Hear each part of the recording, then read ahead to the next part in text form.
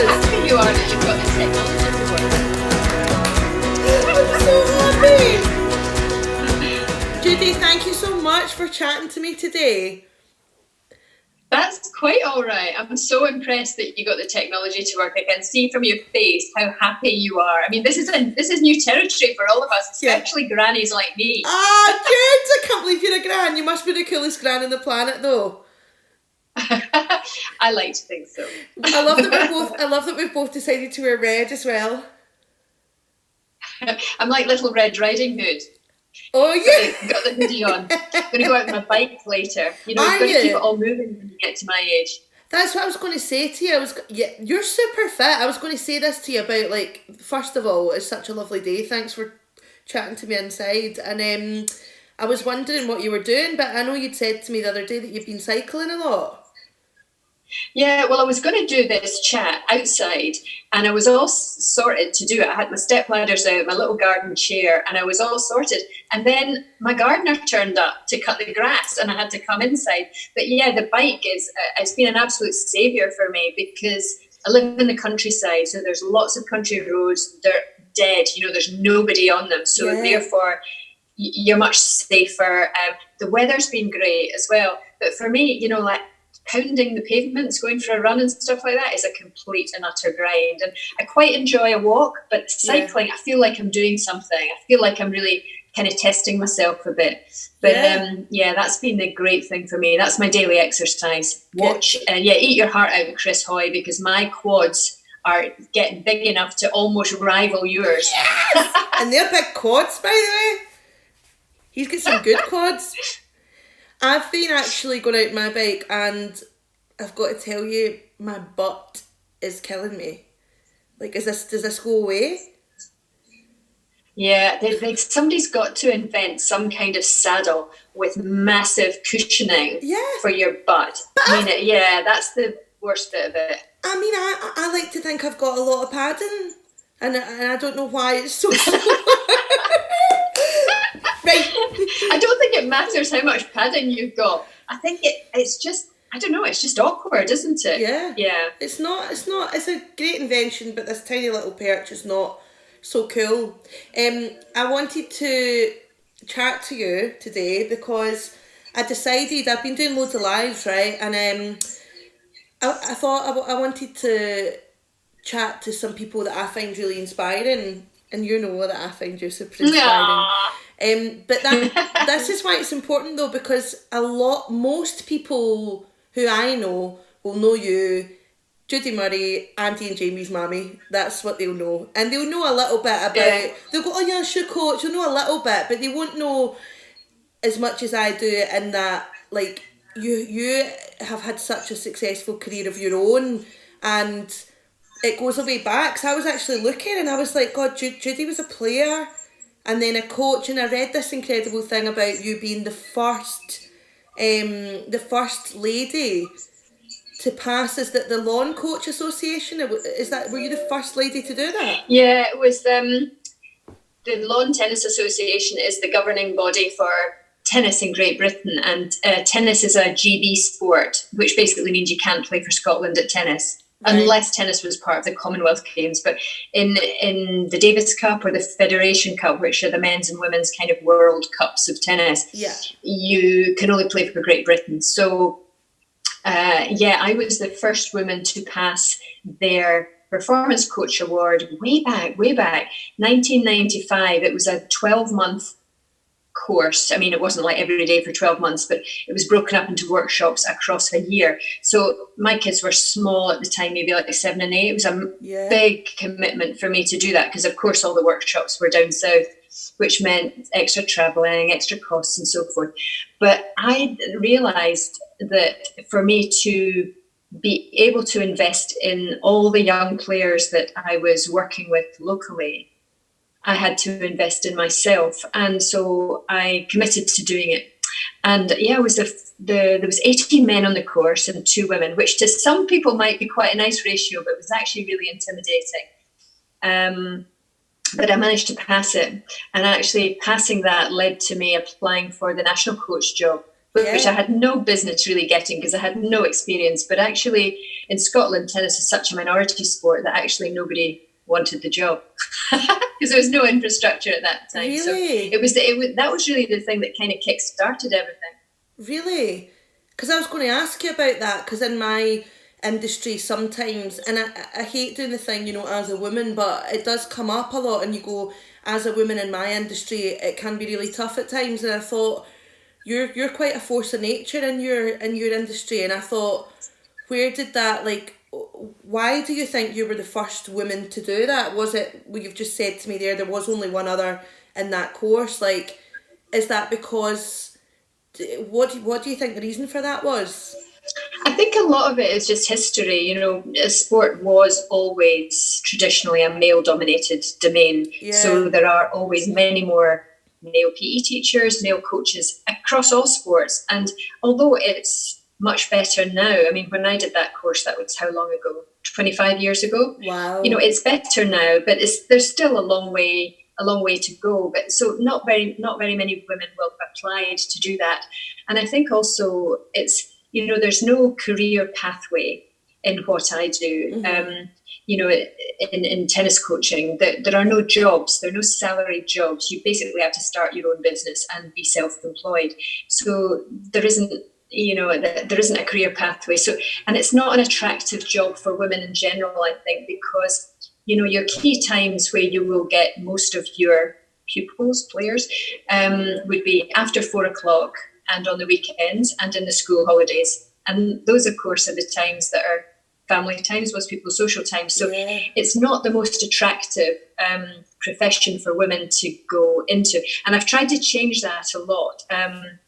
You know, I created something a few years ago called She Rallies, which is basically a female workforce building initiative that I did with the LTA, and we've got about 58 women, all just part-time retainers, and basically their role in their backyards is to bring more women in to work with them and learn from them to try and grow our numbers. But women working with and for women and understanding the challenges, you know, if we've got kids, you know, we've got to take them to school, we've got to pick them up from school, we've got to feed them, you know, just all the things that make it harder as a woman. So I've always believed that, you know, I'm really into the women supporting women thing, and I'm really into ensuring that there are more women in the kind of key decision-making positions within my sport. Yeah. To make sure, because we understand the world according to women, because we are women. So nobody will ever convince me that that's not the right way to do things. So I kind of started that 4 or 5 years ago, and that's a big thing for me. And I do it worldwide now with the Women's Tennis Association as one of their community ambassadors. So I'm doing my bit for the girls. Yeah, you so are. Like, that's one of the things that inspires me most about you, is that you do, you understand, you are the example to me of a working mum. You're somebody to me who still managed to have this amazing career of your own, and yet you've got these two boys who are like incredible within in their own right, but you kind of go, that's been nurtured by you. And I was going to ask you about that, because I think my dad quite often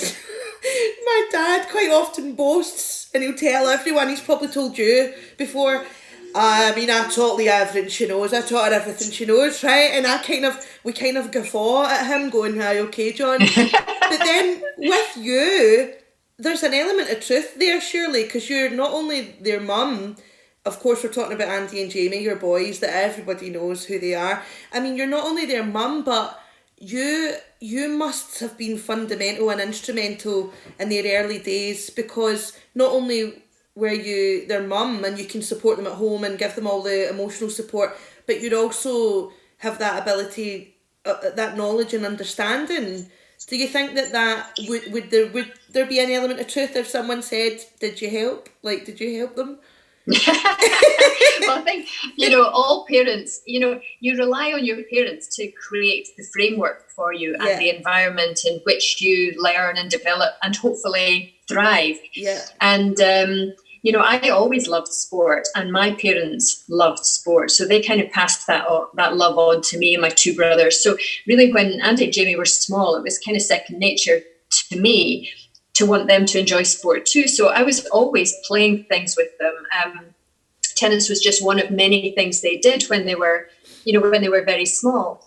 But as a result, I think, of having sporty parents and sporty grandparents, they had a kind of never-ending supply of people who were happy to play anything with them, whether that was football in the back garden, badminton over the washing line, French cricket, the tennis, take them swimming and so forth.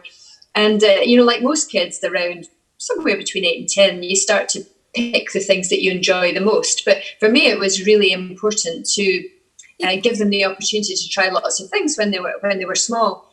And, it is up to you to create the opportunities for your kids, whatever it is they enjoy doing. Somebody's got to open the doors for you. Somebody's got to make it happen. Somebody's got to take you to the training or to the competitions or, encourage you along the way. So, for me, it was just all a big adventure, because when the boys were very small, I was just a mum. I wasn't a tennis coach. I kind of volunteered a couple of hours a week at our local club to get me out of the house, really, and keep me active. But I wasn't a coach. I'd been a sales rep when the boys were born, and I had to give up my job when I had Andy. And my job came with a car. So I was kind of trapped with these two little kids who were 15 months apart.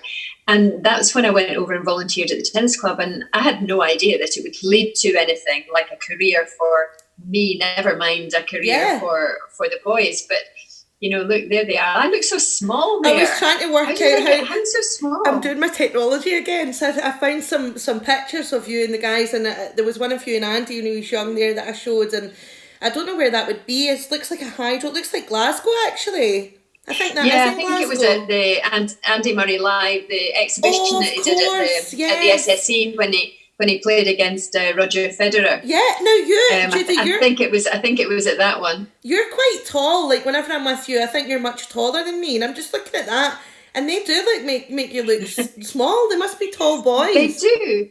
They're 6'3". I've no idea where they got their height from. Gosh. And I'm bang average. I'm like 5'5". So you're taller, like a complete smurf compared to them. I thought you were taller than that actually, because I'm 5'4". No, I'm not. I'm average in every way.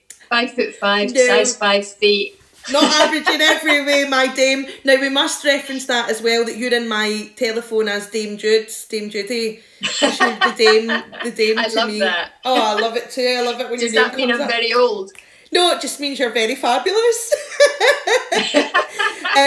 I was going to ask you, while you're talking about being instrumental to the boys when they were younger, about your foundation, because I know that's hugely important to you, and you're such a champion. And I'm actually, when you chat about this, I'm going to find some pictures, because I want everybody to see, when I was looking at these, the utter joy in your face with these. Honestly, it must mean so much to you. So while you tell us a bit about it, I'm going to look for a couple of these pictures.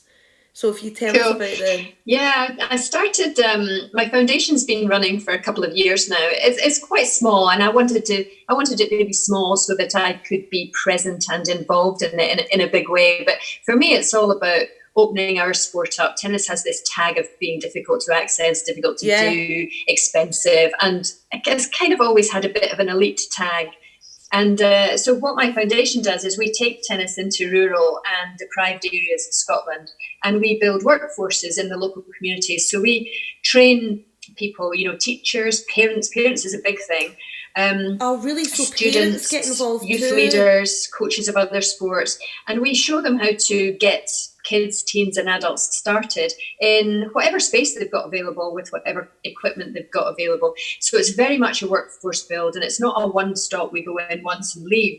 We go in for between 2 and 3 years, and we network an entire community, from the schools to the youth clubs to the park courts, a club, if there is a tennis club. In lots of the areas we go to, there isn't a tennis club, but there certainly wouldn't be opportunity, and there certainly wouldn't be money to pay for coaching if there was, which is why it's so important to invest in local people. It's a bit like going back in time, because if I think back to when I started in tennis, I was lucky that I had parents who played, and they taught me how to play. There were no coaches in our in our day. In Scotland, Scotland tennis was such a minority sport. You played tennis in the summer and you played badminton or did something else in the winter because there were no covered courts, and you know how crap our weather is. Yeah. So, for me, it was like I learned from my parents. And then when I got quite good at it as a young junior, I was allowed to play with the older club members. So I learned to play the game by playing the game with older, more experienced people. So I worry now that these days kids get programmed into activity too young. There's far too much coaching, far too much spoon feeding, when actually the whole natural play and working out your own games, solving your own problems, developing leadership, all these kind of things that used to come when kids got chucked out in the road and play football in the street and stuff like that. Yeah. It's far more likely that they go into an activity that's organised and somebody teaches them. So for me, what I do with the foundation, for me, it's like going back in time. And it is about investing in people, because people will make things happen for other people. Yeah. And you're right. I absolutely love it. I get so much pleasure. You can see it. You can see it in your kids face. to enjoy what they're doing. So it's been a huge success. 2 years we've been doing it, and long may it continue. It's incredible. What an incredible thing, and it's a real insight. It's amazing to chat to you because I'm a tennis fan. I've been a tennis fan since I was really young. Me and my mum always watched the tennis, and my gran. Oh, we should say a shout out to my gran. She was 87 yesterday. Wee Faye. Hello, gran. Happy birthday. When she sees this interview, she's going to be like, because she just is the biggest, particularly Andy. She's a huge fan of Andy. I lived in Sydney for a while. I don't know if you knew that I lived in Sydney for a while. I didn't know that, no. And when I lived there, Andy was, I think it was Federer he played. Do you remember? Do you remember? Of course you do. It was a really, really long match. It went on for a long time, and he just didn't get there. And it was I think a few years before he ended up then getting the Olympic gold and then winning his first Wimbledon Grand Slam. And I was this wee Scottish Glasgow lassie in Australia screaming at the top of my lungs for Andy, screaming. And I remember being on the phone to my gran, in different time zones, and she was like, "Are you watching this?" And like she's just such a super fan, so she'll be delighted to watch this. Yeah, I think Andy's got an enormous amount of granny fans, an awful lot. I think so many, from when he started, when he was this kind of scrawny teenager, that first Wimbledon that he played in. Yeah, I think a lot of the grands kind of adopted him from that and followed his progress, because I meet people all the time who say to me, yes, I set my alarm, I get up in the middle of the night when he's playing in America or Australia or wherever, I never miss a match, and I go, I do. Yeah. I just go to bed and wake up to a text. But I mean, that's the thing that I think interesting, and again from your side, because everybody knows.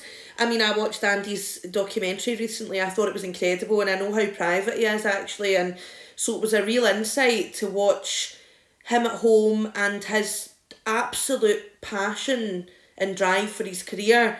But I kind of wondered from your side, as like,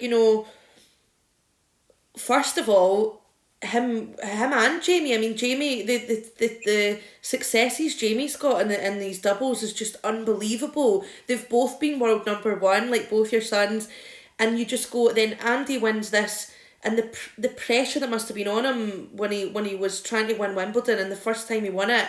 I just wonder, from my mum's point of view, like, can you remember that moment? Like, what was that moment like for you when he won that final point, when he won that championship point? Like, can you remember it? Yeah, was it was. Like, I'm going to put a picture up while you're telling me. It's one of those moments where everybody remembers where they were when he won Wimbledon. Yes. One of those really big, significant moments, I think, for Scottish people in particular.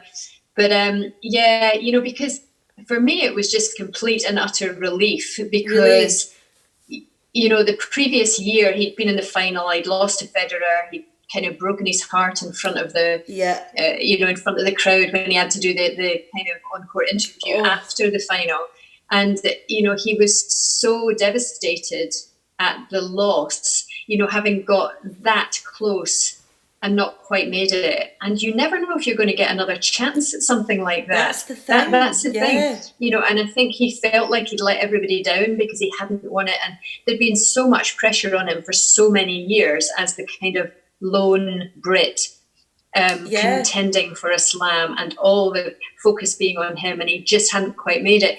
And I think that when it got to the 2013 final, I was just like, oh God, please don't, I hope we don't all have to go through again the devastation. Because when somebody wins something, it's easy, everything's easy. It's when things are tough, you know, when things are going wrong, you know, whether that's an injury or whether it's losing in the final of a slam, that's when your friends, your family, your support network really kicks in to get you back in the saddle again and build you back up, because it's very easy to forget how brilliant you are getting to the final of a slam, because all you can focus on is, I lost. That's so but at true. the end of the day, in a tennis tournament, only one person wins. At the end of a slam, one person out of 128 start it wins. Everybody else loses.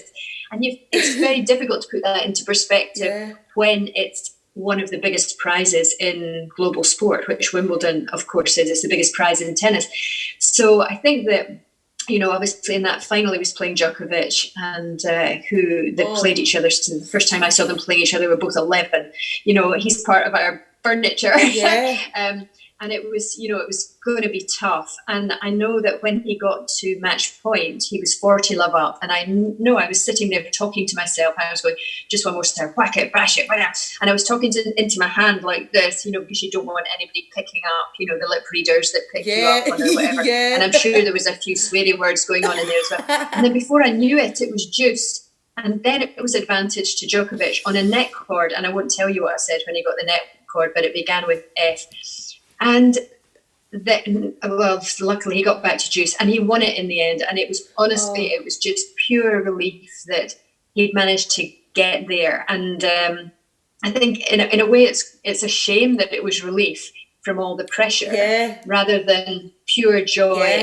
When he won in 2016, it was definitely joy. Really? Did it but feel it different? Was, you know, for so many years, I think, since he won the US Open Juniors in 2004, which seems like forever, well, 16 years ago now, blooming heck. But from that moment was when he was constantly being asked, when are you going to win Wimbledon? But when are you going to win Wimbledon? And it went on and on and on. And I think for him, it was like, I'm sure it was a massive, massive relief as well. But for me, that was absolutely what I felt. I wish I could have enjoyed it a lot more. I wish I could have. That was Let me show you this emotional wreck at the end of it. Let me show you this lovely picture that I found of you both. I think this will be 2013. I'm sure it is. I love this. Look at your face. Is that 2013? Is that maybe later? No, that was in 2013. It was. I recognise it because I remember what I was wearing that day. Oh, look and at it was very hot. Judy. I've got I another have a one. white top on because it was Wimbledon. There's another nice one here. It's just you both hugging, and I just think it's just the loveliest moment. It's just so lovely because you can see it. You can actually see the relief coming out and the joy and the pride all mixed in. But I just can't imagine him having that pressure on his shoulders. That is something that I was so aware of, because I know it's not the same thing, but it is almost a performance of sorts. And I thank God to want to do well anyway, and obviously he's competing, but to want to do well, but to have everybody, the whole nation, like on the edge of their seats, you know. Yeah. It was such a huge moment though, and it's like it's a moment in history for sure. It's an amazing thing actually. It's exactly like what you said, that you know there's pressure that comes from himself because it's what his dream was from when he was very small, but the pressure from the media, from the fans, you know, from sponsors, that there's all sorts of pressure coming into that situation. But I think the other thing is that, you know, as a parent, it doesn't matter what your child is doing or at what level. You want things to go right for them. And, you know, and what we see when we watch a tennis match, or like what I saw when I came to watch you in your big fat fabulous diary in Perth last year. I see the performance. I don't see what goes on into making that performance, all the days and weeks and months and preparation and training and research and the team behind you that does it. I go and watch the performance and I go, that was brilliant. I love that. And that's what people do when they watch a tennis match. They go, wow, great match, whatever. And they don't see the years and or what even what happened in the hour before you go on to court, or the week before, or the 10 or 12 or 15 years going into it. So, I think when he did his documentary, that was a great eye-opener for people to see behind the scenes into the life and business of a pro player, that it's not just all jetting around the world and staying in good hotels and picking up lots of prize money and being on TV playing. There's a lot more to it, than that. For sure. It's his love, and that tennis is a huge love of yours, but you've just touched on that there, and that's what I wanted to chat to you about, was another love of yours that I know you have. It's because it's where we met, and I've got a picture. Do you want to see? I've got a picture of the first time I met you, and I was so nervous to meet you because you were coming backstage at a pantomime that I was doing. And that, do you remember that t-shirt? That was because Gary was playing the Dame and you all got the t-shirts. But I do. This is how I know you. I mean, I'm a huge fan of your boys, right? But I know you from meeting you backstage that first time.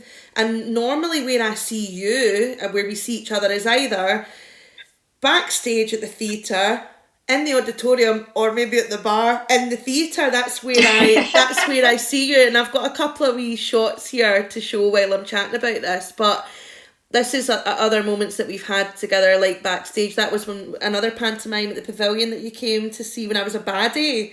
I played a big baddie. Yeah.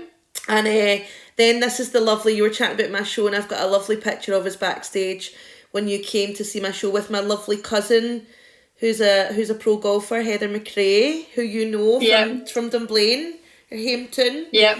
And that's her brother Andrew, actually, who's a golf pro. He teaches golf, and her sister Donna, and you know them from your beautiful place that you live in. But I just was like, that's where I know you, and I thought, well, Judy must love the theatre, because that's where I met her. So I just wanted to ask you about your love of theatre, because I know we go to a big variety of things, and you're often there at different shows. I just wondered what it is you love, what it is that brings you to the theatre. I love musicals, in particular. I love pantomime. I love anything that's fun. I love, like what you do, your stand-up. And I think when I came to watch you doing your stand-up, I love the fact, Scottish woman, you're up there by yourself for hour and a half, 2.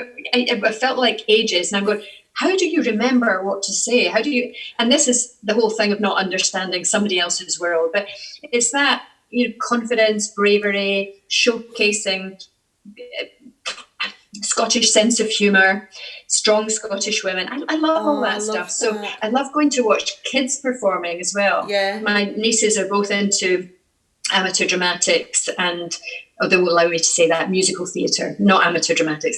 And they've been doing it since they were about 5. Yeah. And I watch them now. Now they want to do that as a career. They absolutely love it. But the level that all their gang at their stage works and Rubber Chicken Theatre, the level that they all perform at is quite incredible, but they're enjoying themselves. Yeah. And it's fun. I love all that stuff. So yeah, and I think for so many years, my life was so saturated with tennis. I was traveling around the world. I was hardly ever at home. I had next to no social life. Yeah. That actually, when I discovered musical theatre, and I thought, oh, God, I really like this. And I started to try to go to more of it. So whenever I'm at home, I will try to find things. And I think, I love dance as well. And when I did Strictly, not that I ever was able to dance, but I became friendly with a lot of the pros on the tour. And so many of them have their own shows. And I go along to watch them and support them. Yeah. And I always get invited backstage, of course, because I know them. And that's great fun for me to see everything that goes into. Do you like that? Do you like coming back? Because I love to invite you back. I and then do. I go, I don't want to make her pressurised to come, but then I think you quite like to come back and have a chat. It's quite a nice place to be, isn't it? I kind of like to see how it's all made. Mm-hmm. I mean, I think that's been a fascinating thing for me. You know, when I got the chance to do Strictly, I'd always loved the show. And actually being able to be part of it and see how it was all made was a big eye-opener for me. And it was a real chance to step away from the tennis world and step into somebody else's world. So, you know, getting the chance to go backstage and see all the costumes and the, you know, where they're all made up, where all the props are, and just how it all works with the, you know, it's, I mean, that's a real treat for me. So I love that. So the next time I come to watch you, I'm coming backstage whether you like it or not. You always listen. You're always welcome backstage anytime. I was going to actually ask you about Strictly, and first of all, what I wanted to say was, I felt so proud of you when I watched you in Strictly. I remember crying when you did the waltz with Anton, and you at the end you flew up with the balloons. And I see when you started waltzing, right? Now, people might say, oh, Judy's not a dancer. Yeah, you're not a dancer. You aren't a dancer. You've never claimed to be a dancer. Then you started waltzing, and I'm like, I don't think people understand how difficult that is to do. I can't waltz. I'm not a dancer, but I'm a performer, and I can move, but I can't. I've never done a waltz in my life. And you did a quick step, right, to Don't Rain on My Parade from a musical. To say you've done that, I mean, how does it make you feel? Like, because would you have ever in a million years thought that you would have been performing on national television, dancing to people? No chance. It's incredible. Absolutely no chance. No, it's a strange thing because, you know, when they asked me if I would like to do it, if I'd be interested in doing it, I couldn't believe it, you know. But it was the year after Andy had won Wimbledon, and I was probably a bit more in the public eye. And because I'd always loved Strictly, I thought, oh God, that'd be great fun. I'd love to try that. Yeah. And so of course I had a few meetings with them, and you have a kind of a trial run, and I had a trial run with Robin Windsor, which I absolutely loved. I'm not sure that he loved it quite so much, but I really loved it. And anyway, then I agreed to do it, but you know, before I agreed to it, I had to clear it with Andy and Jamie because kind of everything that we do impacts on each other. Yeah. So I took the easy option and asked Jamie first, and he went, "Oh, Mum, you loved Strictly. You love that. You should do it. You'll have a great time." And then I said to Andy, and he just looked at me for about 5 seconds without saying anything, and then said, "Oh my God, you'll be rubbish." And the funny thing was that they were both right, because I did love it and I was rubbish. But you're right about I wasn't a performer. And there was 15 of us in it, and I was the only one who wasn't in some way in the entertainment business. So everything was brand new to me. Totally. I didn't know what they were talking about half the time. I think you did incredibly. I swear, I genuinely mean that. It's before I even really knew you properly. I'd only met you a couple of times, and see when you came on, and they boys might not admit it, but I'm telling you right now, if I had a lump in my throat, they would have been bawling, I'm sure, because I felt so proud of you for someone to come into that world, especially a recognisable person. You know, people know you. You're like we talk about this, that it's not just performance, it's pressure. It's not just you going to perform and everyone there willing you on. It's judgment. It's the pressure of people going, oh, what's she going to be like, you know? And you're dancing with a professional as well. I mean, it's so exposing. Yeah, it was. It was very much about stepping out of your comfort zone in a big way. Yeah. Because you're really going on national TV and in front of a live audience and judges, being judged doing something that you've never done before. So it's probably a lot tougher than most people might realise, physically and emotionally.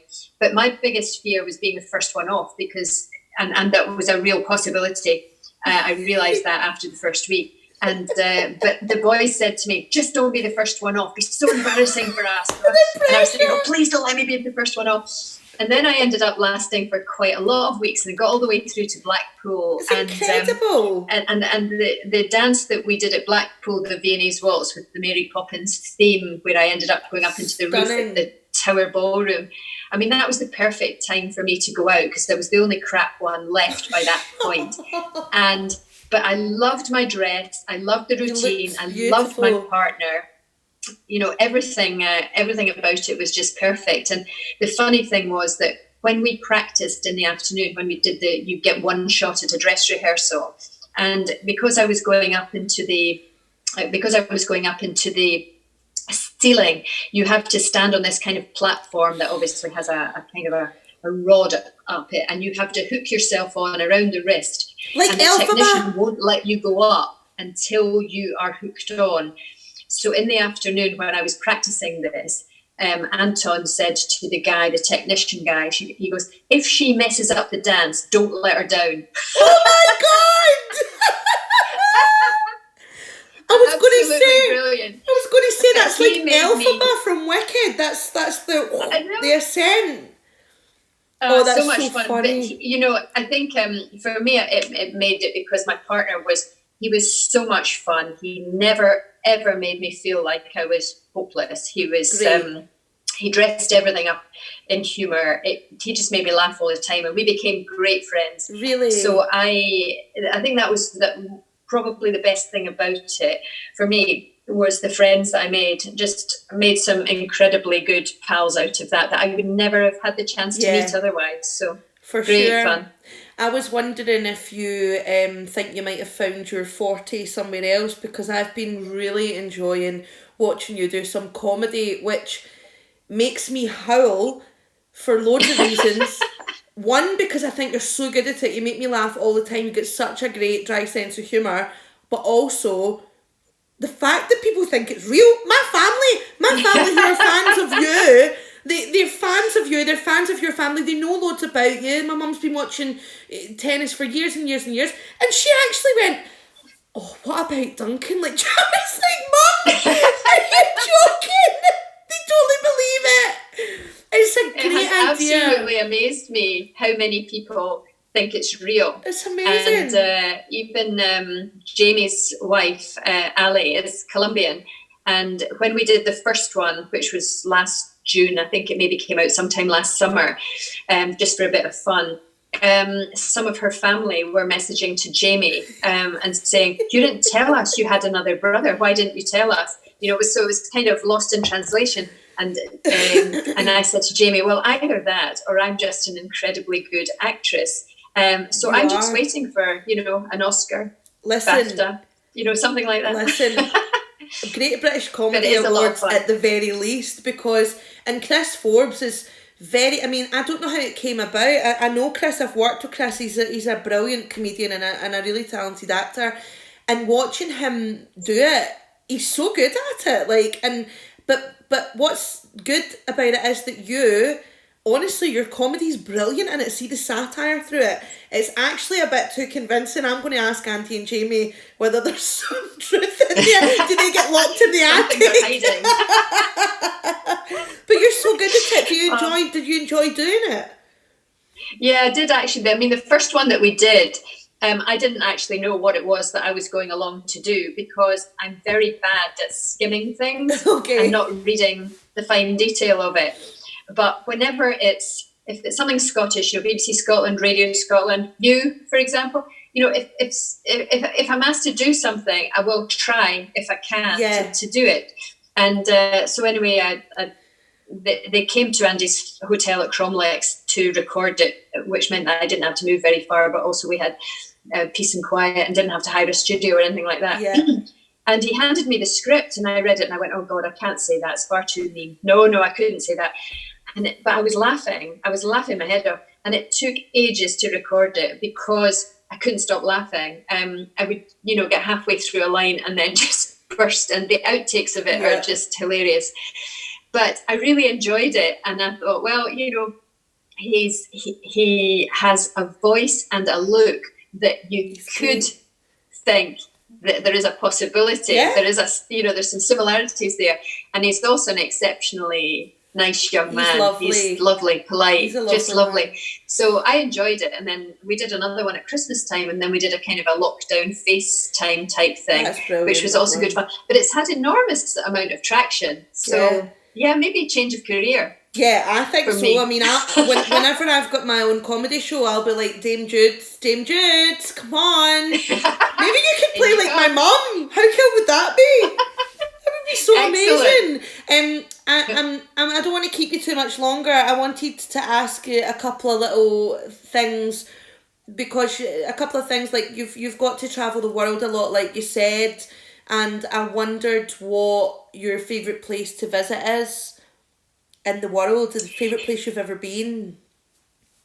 I really enjoy going to Melbourne. Yeah. You've been going every year since 2006, I think, for the Australian Open. And I really love it there. I mean, the weather's always good in January. It's a very chilled and sporty city. I love their cafe culture. Yeah. I always enjoy going there. I like going to Rome as well. There's been so much I've never been to historical, Rome. architectural, and the food. The food is great over there as well. Yeah. So I'd say those are probably my two favourites that I have gone to. Yeah. But on my bucket list to go and do a safari. Yes, my dad's That's what I want to obsessed with do. that. He wants to do that as well. I think it'd be an incredible thing to do. You should definitely go do it, for sure.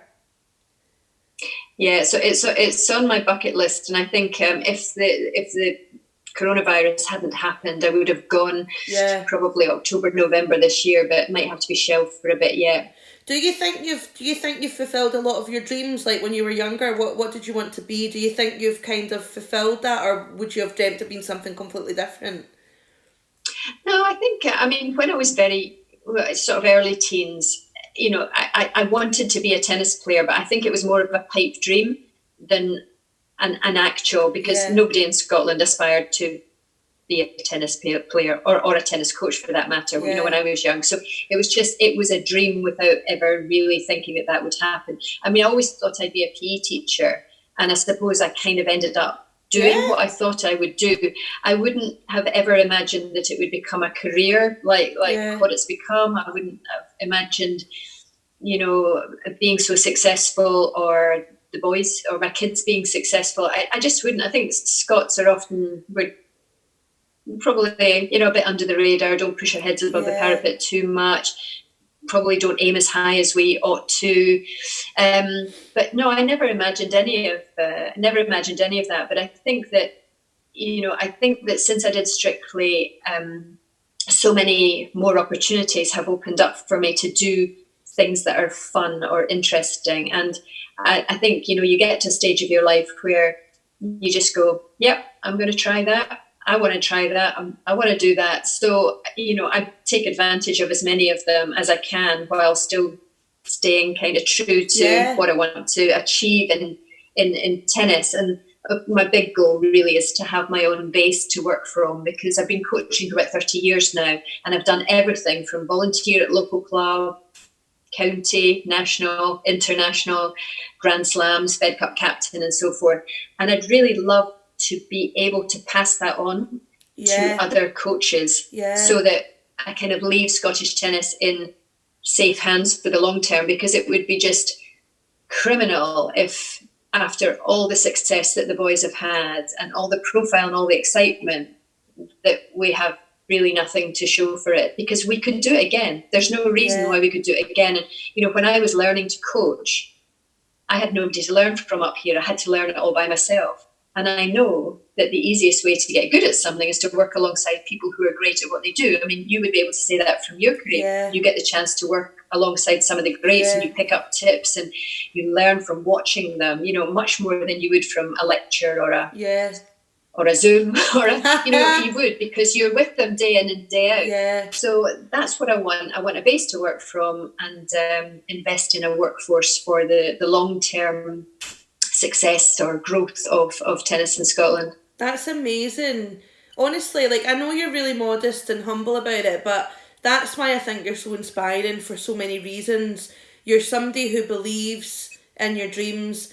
You're a go-getter. You go and you fight for things. You're so passionate about our country and our heritage, which I find so endearing and so inspiring. And you're also somebody who basically says, if you want something, you work hard and you go and you get it. And I think that's what a legacy you've got up. I always say, you know, it's not what you have, it's what you do with what you have. Yeah. And if you see something that needs to be done, get off your butt and do it. Don't wait for somebody else to do it. And I'm still doing it. You know, I still see things and I go, oh, right, do that, create that, make that happen. So I've got a whole load of things to do this week that are all with either tennis coaches or tennis players and their parents. So you're basically sharing your knowledge and engaging with them. And I do think that the reason that I'm so like that is because when I was learning to coach, I had nobody to learn from. And when my kids started to get good at tennis, there was nobody up here for me to ask, because nobody did tennis up here. And you really had to learn every step of the way. And it is so much easier to get somewhere quicker without maybe making so many of the mistakes if there's someone to learn from, you know, because there's no reference book, there's no kind of one size fits all. It's so that's my goal. It's incredible. It's amazing that you've still got some great goals after everything you've achieved, you know, and you've got two amazing kids who have achieved incredible things that will be in the history books forever. So I just think you're the most amazing woman, and I want to say thank you so much for chatting to me. You're so welcome. That was lovely. That went very quickly, as I knew it would. I know, but it's just so nice to speak to you. I wish I could speak to you forever, but I have to let you go. Get to your cycling, get to your gardening, and enjoy the rest of your day. All right, good luck with the rest of the series. Thank you so much for being my first guest. Dame Judy Murray.